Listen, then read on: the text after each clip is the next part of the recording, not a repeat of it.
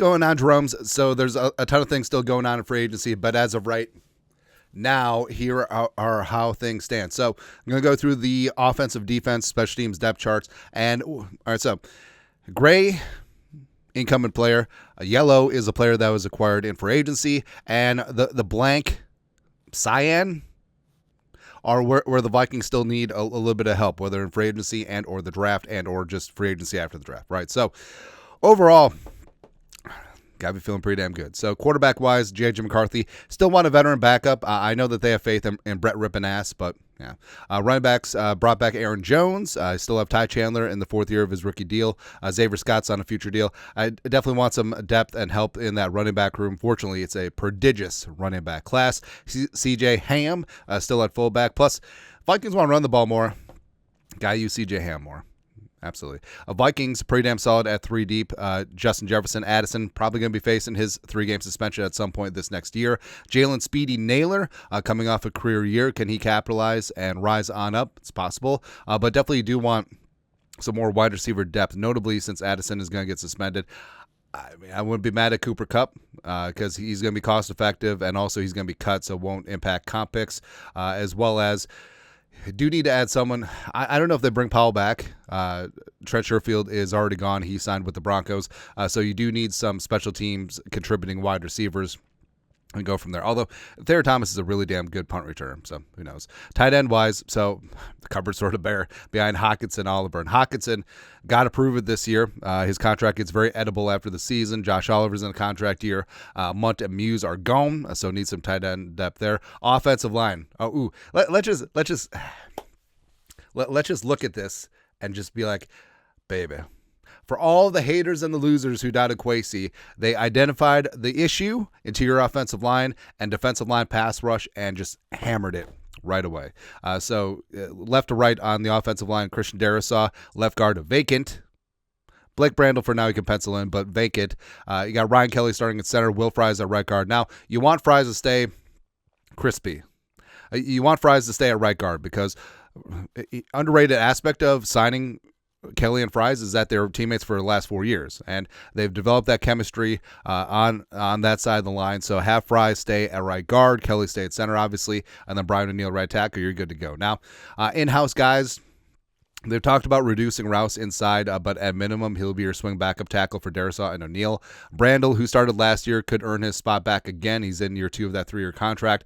Juergens, I think, could rise up, but with Juergens, I think that the Vikings do have eyes on him eventually taking over for Ryan Kelly at center in 2027, which would be great. Ed Ingram, also with performance escalations, I think his base salary is going to be around 5, so, and none of it's guaranteed. He'll be gone. Garrett Bradbury, TBD what happens to him this year. Marcellus Johnson, does he look like... and also Leroy Watson. Defensive line, so this is where it gets sexy. So 3rd and long, and you're a quarterback on like 3rd and 12, right? And at US Bank Stadium, everyone's loud and proud. And you got Jonathan Allen, Javon Hargrave, Andrew Van Ginkel, Jonathan Grenard, and Diamond Dallas Turner on the field coming against you. Woo! Man, we're going to whip somebody's ass. But right now, so as we've always advocated, get a true nose tackle so Harrison Phillips can move out to 5-tech. But Allen and Hargrave... So Hargrave, I think Hargrave could be a more rotational pass rush guy. Allen, with his contract, is clearly going to be a 3-down player.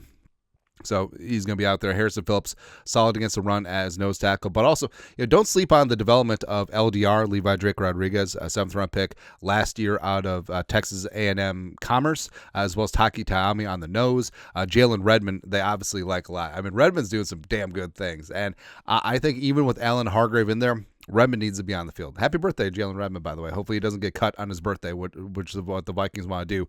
At the edge, so Grenard is Studley.